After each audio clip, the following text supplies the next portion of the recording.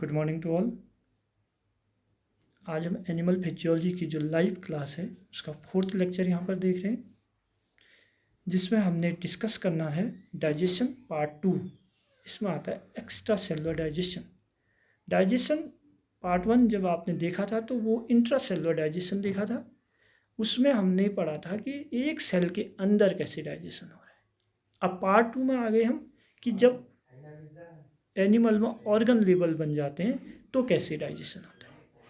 तो organ level जब बन जाते हैं तो उस डाइजेशन को एक्स्ट्रा सेलुलर डाइजेशन बोल रहे हैं।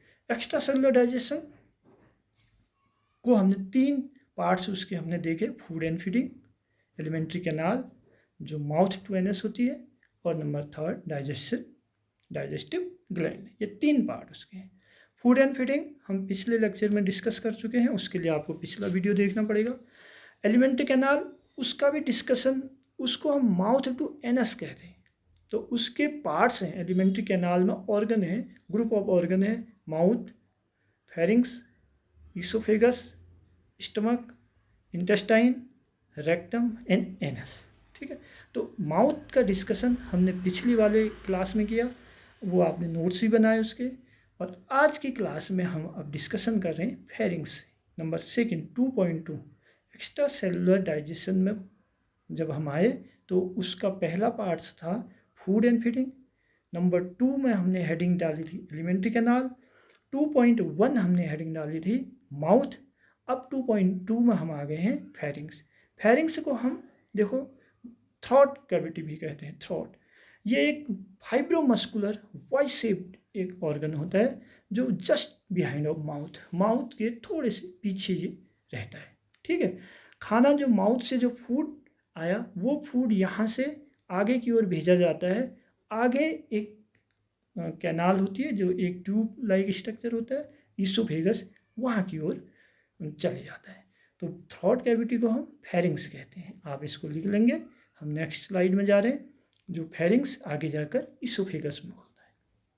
ईसोफेगस एक मस्कुलर ट्यूब है जो फेरिंग्स के पीछे, जस्ट बिहाइंड, फेरिंग के पीछे स्टार्ट होता है और स्टमक तक इसकी ये रहता है, स्टमक तक। यानी कि स्टमक और फेरिंग्स के बीच में जो एक ऑर्गन है उसको हम ईसोफेगस कहते हैं। ठीक है, अब ईसोफेगस में स्फिनिक्टर पाए जाते हैं जिनको हम ईसोफेजियल स्फिनिक्टर बोलते हैं। ये ईसोफेजियल स्फिनिक्टर वहाँ पर पाए जाते हैं जहाँ से स्टार्टिंग होती है ईसोफेजियल की, यानी फेरिंग्स से जुड़ता है तो उसको हम कहते हैं अपर ईसोफेजियल स्फिनिक्टर। और एंड पार्ट में इसका लास्ट पार्ट है इसका, जहाँ ये स्टमक से जुड़ता है, वहाँ पर जब ये जुड़ता है तो उसको हम कहते हैं लोअर ईसोफेजियल स्फिनिक्टर, एक वाल्व होता है। ठीक है, तो ये नीचे से नीचे जा कर के जब ये एंड होगा ईसोफेगस, स्टमक से जुड़ेगा। अब हम आ गए हैं स्टमक पर। देखो ये हमारा स्टमक है। स्टमक की अगर हम बात करते हैं तो स्टमक लगभग 5 सेंटीमीटर 5 सेंटीमीटर लॉन्ग एक बैग लाइक स्ट्रक्चर है, वो उसको हम स्टमक बोलते हैं। स्टमक सैक लाइक एक ऑर्गन जिसको हम एक बैग जैसा ये दिख रहा है, देखो आपको ऑर्गन। ठीक है, ये स्लाइड हमने इसमें ये समझाने के लिए किया। तो इसको हम 4 पार्ट्स में डिवाइड करते हैं। इसके 4 पार्ट हैं। पहला देखो cardiac part, and second fundic part.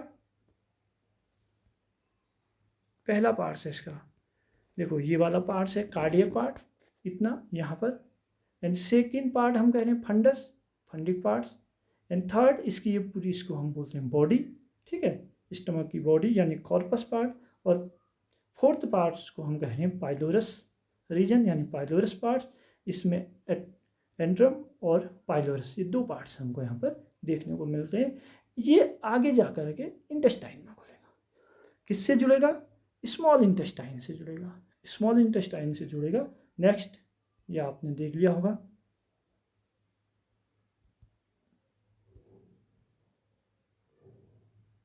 ये आपने देख लिया। अब हम नेक्स्ट इससे देखेंगे।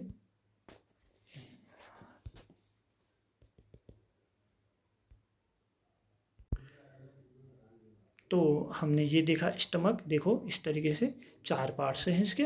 ठीक हो गया। ये चारों पार्ट्स आप इसको लिख सकते हैं और इसका वीडियो बना सकते हैं। ठीक है, नेक्स्ट आगे हम इससे बढ़ते हैं। स्मॉल इंटेस्टाइन में जाएगा, स्टमक आगे खुलेगा स्मॉल इंटेस्टाइन में। स्मॉल इंटेस्टाइन को जब हम देखते हैं, देखो यहाँ पर आपको दिख रहा है, देखो ये फिगर स्मॉल इंटेस्टाइन, इतना पार्ट्स हमारा ये स्टमक है। स्टमक यहाँ से जो आगे जुड़ा हुआ है वो इतना जो ये पार्ट्स है कलर्ड, ये हमारा स्मॉल इंटेस्टाइन। स्मॉल इंटेस्टाइन के 3 पार्ट हैं। देखो हमने यहाँ पर दिखा रखा है, पहला येलो कलर, फिर पिंक कलर में, उसके बाद फिर येलो कलर में, ये तीनों पार्ट्स। पहला हम बात करें डोर्नम, जिजनम और इलियम, इन 3 पार्ट्स में हमने इनको डिवाइड किया है। अगर हम किसी ह्यूमन की स्मॉल इंटेस्टाइन को देखते हैं, उसकी लेंथ लेते हैं, तो वो अगर हम उसे स्ट्रेट एक ट्यूब है, स्ट्रेट ट्यूब है वो पूरी, उसको देख रहे हैं तो वो लगभग 20 फीट लॉन्ग तक लंबी तक होती है। वो मिक्स होकर रहती है वहाँ पर, लेकिन वो 20 फीट लंबी हो सकती है। ठीक है, देन आगे जब ये एंड होगी स्मॉल इंटेस्टाइन, तो ये लार्ज इंटेस्टाइन से जुड़ जाती है। वहाँ पर अगला जो हमारा ऑर्गन आता है एलिमेंट्री कैनाल का, वो आ जाता है लार्ज इंटेस्टाइन। ठीक है, लार्ज इंटेस्टाइन आ जाता है अगला। अब देखो लार्ज इंटेस्टाइन, ये आपकी स्लाइड में शो हो रहा है। लार्ज इंटेस्टाइन कहाँ पर है, ये वाला पार्ट ऐसे घुमा हुआ होता है, ऐसे बिल्कुल ऐसे, फिर यूँ, फिर यूँ, यूँ, इस तरीके से 4 पार्ट से ऐसे डिवाइड होते हैं। ठीक है, तो इसको हम क्या बोल रहे हैं, कोलन। अगर हमने स्मॉल इंटेस्टाइन की लेंथ देखी तो लगभग 20 फीट लॉन्ग कहा, और अगर हम लार्ज इंटेस्टाइन इसको देखेंगे तो ये लगभग 6 फीट लॉन्ग होती है, और एक मस्कुलर ट्यूब है, पूरा मस्कुलर ट्यूब है। ठीक है, जो कहाँ से कनेक्ट है, इसके जो जो लार्ज इंटेस्टाइन का एंटीरियर पार्ट्स है वो स्मॉल इंटेस्टाइन से स्मॉल इंटेस्टाइन के पोस्टीरियर पार्ट पर जुड़ा हुआ है। स्मॉल इंटेस्टाइन का पोस्टीरियर पार्ट्स लार्ज इंटेस्टाइन के एंटीरियर पार्ट से, और लार्ज इंटेस्टाइन का पोस्टीरियर पार्ट किसे कहाँ खुलेगा, रेक्टम में। रेक्टम जो है वो इसके नेक्स्ट वाला ऑर्गन हमारे पास आता है। तो यहाँ पर जब डाइजेशन प्रोसेस कंप्लीट होगी, उसके बाद जो वेस्ट मटेरियल है, वो जो सॉलिड वेस्ट है, वो यहाँ पर हमें देखने को मिलेगा। वो अब आगे ये उसको फोर्स करके आगे भेज देगा, कहाँ पहुँचा देगा, रेक्टम में पहुँचा देगा। ठीक हो गया बच्चों, ये आपने नोट कर लिया होगा। लार्ज इंटेस्टाइन कोलन 2.6 हेडिंग डाल के इसको नोट करोगे, इस फिगर को आप यहाँ पर बनाओगे। अब देखो जब हम देखते हैं, मैंने जैसे आपसे कहा कि 4 पार्ट्स हमको देखने को मिल रहे हैं इसके, बिल्कुल देखो ये 4 पार्ट्स हैं। अब सबसे पहला यहाँ पर देखो इस तरीके से, ये जो ये सीकस पार्ट्स है ये इस तरीके से हमको दिख रहा है, बिल्कुल स्ट्रेट यहाँ से ऊपर की ओर, तो इसको असेंडिंग कोलन हम कहते हैं। ठीक, उसके बाद असेंडिंग कोलन ये सीधे यहाँ से यूँ सीधे आ गया, ऐसे ये ऐसे गया अक्रॉस, तो इसको हम बोलते हैं अक्रॉस कोलन या ट्रांसवर्स कोलन। ठीक है, देन ये यहाँ से ऐसे नीचे की ओर बढ़ रहा है, लेफ्ट बढ़ेगा, तो यहाँ तक इस पार्ट्स तक, इसको हम बोल दे रहे हैं क्या, डिसेंडिंग यानी लेफ्ट कोलन। इसके बाद ये वाला इतना ये एंड पार्ट है, इसमें किस में जुड़ जाएगा, रेक्टम पार्ट्स में। देन उसके बाद ठीक है, तो नेक्स्ट जो ऑर्गन है वो हमारा एलिमेंट्री कैनाल का रेक्टम पार्ट से 2.7। तो इसमें देखो रेक्टम हेडिंग डालेंगे अब आप 2.7। अब देखो आप यहाँ पर रेक्टम आया 2.7, ये जो पार्ट्स है हमारा, ये देखो इतना, ये तो हमारा लार्ज इंटेस्टाइन है, ये कहाँ खुल रहा है, रेक्टम में।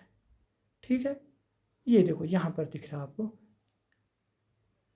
ये रेक्टम दिख रहा है हमको, ये हमारा रेक्टम है। तो जो लार्ज इंटेस्टाइन है वो लास्ट में जो सॉलिड वेस्ट जो आता है वो इस रेक्टम में हमारा हमको स्टोर हो जाता है, यहाँ पर मिल जाता है। देन यहाँ से जो वेस्ट मटेरियल है, सॉलिड वेस्ट मटेरियल है, वो एनस के थ्रू बाहर एक्सक्रीट कर दिया जाता है। ठीक है, उसको एंड प्रोसेस में हम डिस्कस करेंगे, लास्ट में देखेंगे कि एनस क्या कर देगा, वो प्रोसेस जो वेस्ट मटेरियल, जो रेक्टम में हमारा वेस्ट मटेरियल है उसको बाहर की ओर सिक्रीट कर देता है। ठीक है, यहाँ तक समझ गए मैं आगे आपके आ गया। ठीक, अब हम आगे बढ़ते हैं। देखो यहाँ पर जो हमारा एलिमेंट्री कैनाल था वो कंप्लीट हुआ है। एक्स्ट्रा सेलुलर डाइजेशन के 3 पार्ट्स थे। पहला फूड, दूसरा एलिमेंट्री कैनाल। एलिमेंट्री कैनाल में हमारे पास mouth, pharynx, oesophagus, stomach, stomach के बाद स्मॉल इंटेस्टाइन, फिर लार्ज इंटेस्टाइन, उसके बाद हमने रेक्टम पढ़ा। इतनी चीज़ें हमने पढ़ी। जब हमने 0.1 फूड किया था, 0.2 एलिमेंट्री कैनाल किया, तो 2.1 हमने माउथ किया, ऐसे 2.2 pharynx, 2.3 oesophagus, 2.4 stomach, 2.5 small intestine, 2.6 large intestine, 2.7 rectum, यहाँ तक गए। अब हम 3 में आ गए हैं क्योंकि तीसरा पार्ट है उसका डाइजेस्टिव ग्लैंड जो आपने लिखा है। देखो डाइजेस्टिव ग्लैंड भी इम्पोर्टेंट है डाइजेशन के लिए, ज़रूरी है, क्योंकि ये वो ग्लैंड है, वो ऑर्गन है जो कुछ एंजाइम को सिक्रीट करेंगे, कुछ केमिकल को सिक्रीट करते हैं। वो केमिकल डाइजेस्टिव एंजाइम का बिहेव करते हैं। ठीक है, जो भी जितने भी हमारे बॉडी में ऑर्गन हैं वो अगर केमिकल सिक्रीट कर रहा है और वो केमिकल डाइजेशन में हेल्प कर रहे हैं तो उस ऑर्गन को हम डाइजेस्टिव ग्लैंड बोल देते हैं, डाइजेस्टिव ऑर्गन बोल देते हैं। वो डाइजेस्टिव ग्लैंड है डाइजेस्टिव सिस्टम का। ठीक है, तो जो डाइजेस्टिव हमारा डाइजेस्टिव एंजाइम जो सिक्रीट करेंगे वो देखो, जैसे हमारे पास कौन कौन से ग्लैंड है। सिलेवरी ग्लैंड आप अच्छे से जानते हो, gastric gland, liver, pancreas, gall bladder, intestinal gland, और भी कई ऐसे ग्लैंड्स हैं हमारी बॉडी में जो एंजाइम को सिक्रीट कर रहे हैं, उनको हम डाइजेस्टिव ग्लैंड बोल रहे हैं। अब इन डाइजेस्टिव ग्लैंड में हमारे पास लीवर और गॉल ब्लैडर हैं। ये ऐसे हैं जिनका ओरिजिन जब हमारा एम्ब्रियोनिक डेवलपमेंट होता है तो एलिमेंट्री कैनाल से ही ये डेवलप्ड हुए होते हैं। तो विशेषकर आपको इनको तो लिखना ही पड़ेगा। डाइजेस्टिव ग्लैंड में लीवर और गॉल ब्लैडर को मैं यहाँ पर 3 चीज़ें आपको लिखा देता हूँ, लीवर भी, गॉल ब्लैडर भी, पेनक्रियाज। इससे आपका काम बन जाता है, हो जाता है, इतने से काम बन जाता है आपका। तो डाइजेस्टिव ग्लैंड के अंदर सबसे फर्स्ट हम आ जाते हैं। देखो ये हमारे डाइजेस्टिव ग्लैंड है। यहाँ पर लीवर, पेनक्रियाज दिख रहा है, गॉल ब्लैडर दिख रहा है। मेनली हमने इन पर ही फोकस किया हुआ है। अब देखो सबसे फर्स्ट पार्ट पर आते हैं हम, लीवर पर आते हैं। लीवर जैसे कि आप लोग सब जानते हो, भाई बायो के बच्चे हो, सभी लोग आप ये जानते हो कि लीवर हमारे बॉडी का सबसे बड़ा क्या है, ऑर्गन है, सबसे लार्जेस्ट ऑर्गन। तो ये लीवर हमारे बॉडी में जो एंजाइम है, जो डाइजेस्टिव एंजाइम है, उनके लिए हेल्प कर रहा है। मेन बायल को ये फॉर्म करता है, बनाता है और गॉल ब्लैडर में भेज देता है, वहाँ स्टोर होता है। ये इसका काम है, बायल को बनाना और गॉल ब्लैडर में भेजना। गॉल ब्लैडर में वो स्टोर हो जाता है। ठीक है, फर्स्ट हमारा लीवर हो गया, आपने देख लिया जो यहाँ पर आपको दिख रहा है। नेक्स्ट सेकेंड हम गॉल ब्लैडर की बात करें। देखो यहाँ मैंने लिखा है बायल इज मेड इन लीवर, ये लीवर इसको बना रहा है। गॉल ब्लैडर, देखो गॉल ब्लैडर कौन है हमारे पास, लीवर के जस्ट देखो नीचे ये ग्रीन कलर का जो एक पियर शेप्ड आपको दिख रहा है ऑर्गन, ये हमारा बायल को स्टोर करने वाला ऑर्गन है जिसको गॉल ब्लैडर कह रहे हैं हम। ठीक है, जो बायल लीवर बना रहा है वो डक्ट के थ्रू, लीवर से निकली हुई जो ये डक्ट है देखो, इसके थ्रू यहाँ आ रही है और ये इसको स्टोर कर रहा है। देन उसके बाद ये आगे उसको डाइजेशन के लिए भेज देता है। ठीक है, नंबर 2 हो गया हमारा गॉल ब्लैडर। अब आ गए हम नंबर 3 में, पेनक्रियाज। अब आप देखो पेनक्रियाज भी कुछ एंजाइम को, डाइजेस्टिव एंजाइम भी सिक्रीट करता है। जिस वक्त डाइजेशन के लिए हेल्प करने का एंजाइम सिक्रीट करेगा तो ये डाइजेस्टिव ग्लैंड कहलाएगा। ये हमारा जो मैंने रेड किया अभी देखो, ये हमारा पेनक्रियाज है, जो ये हल्का येलो कलर का आपको दिख रहा है यहाँ पर, ये पेनक्रियाज है। अब आप जानते हो कि पेनक्रियाज तो हार्मोन्स सिक्रीट करता है। हाँ ये ठीक है, तो ये हार्मोन्स सिक्रीट कर रहा है तो ये एंडोक्राइन ग्लैंड का बिहेव कर रहा है।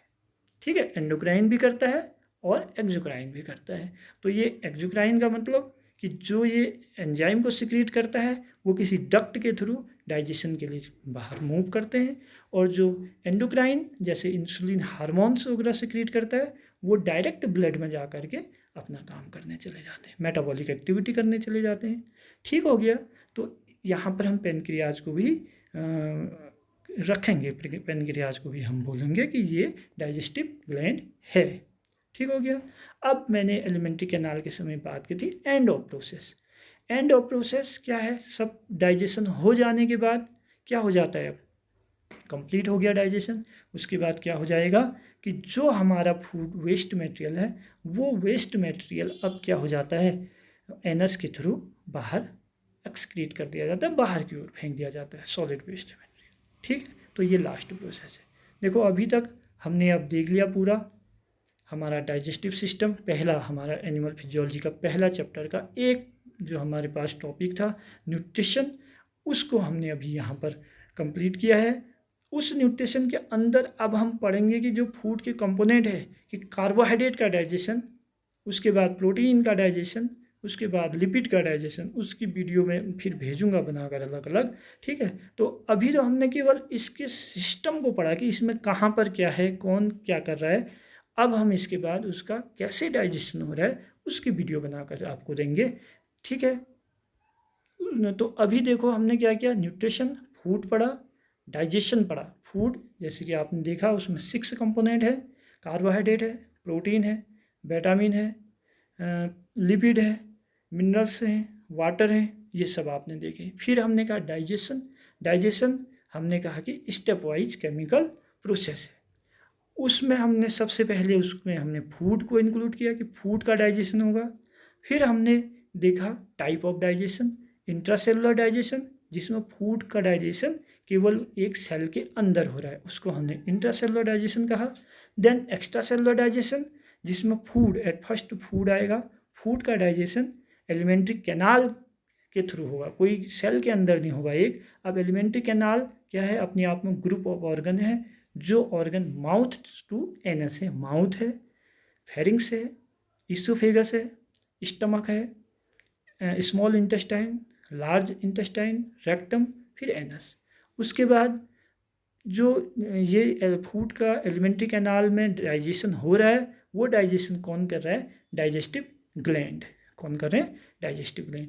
अब ये डाइजेस्टिव ग्लैंड एंजाइम सिक्रीट कर रहे हैं, वो कौन कौन है कि हमने सलेवरी ग्लैंड पढ़ा, माउथ में होता है, और हम लीवर की बात कर रहे हैं, गॉल ब्लैडर की बात कर रहे हैं, और यहाँ पर हम बात कर रहे हैं पेनक्रियाज की। तो ये डाइजेस्टिव ग्लैंड इतना हमने पढ़ा। अब आप देख लें, इसमें आपको कोई भी क्वेश्चन, कोई क्वेरी हो तो आप कमेंट बॉक्स में क्वेश्चन लिख के दें। कई बच्चे पूछ रहे हैं, मैं उसका एक दिन केवल जितने आपके क्वेश्चन हैं उन सब के आंसर की एक वीडियो बनाऊंगा, वो लिखने के लिए दूंगा। जैसे मैं लिखने के लिए ही ये पूरा बना रहा हूँ, तो जो क्वेश्चन होंगे उनको भी मैं एक एक करके उनका आंसर कैसे लिखोगे वो बताऊंगा। ठीक है, और मैं लास्ट में जैसे हमारा अभी तो एक न्यूट्रिशन पार्ट्स का एक टॉपिक ख़त्म हुआ है, अब हम इसका डाइजेशन ऑफ कार्बोहाइड्रेट फिर डाइजेशन ऑफ प्रोटीन पढ़ेंगे। देन जब हम पूरा कर लेंगे न्यूट्रिशन पहला वाला यूनिट, उसके बाद में उसके जो क्वेश्चन आएंगे एग्ज़ाम में उन क्वेश्चनों को भी यहाँ पर कैसे लिखोगे वो आपको क्लियर कराऊंगा। आप इसे देखते रहेंगे, जितने भी इसकी सीरीज आते रहेंगी, नेक्स्ट लेक्चर आप देखते रहोगे तो आपको क्वेश्चन भी मिलेंगे इसमें, और अपने क्वेश्चन इसके कमेंट बॉक्स में आप ज़रूर देना बच्चों। ठीक है, ओके। तो यहाँ पर ये लेक्चर कंप्लीट होता है हमारा। ओके बच्चों, थैंक यू बच्चों।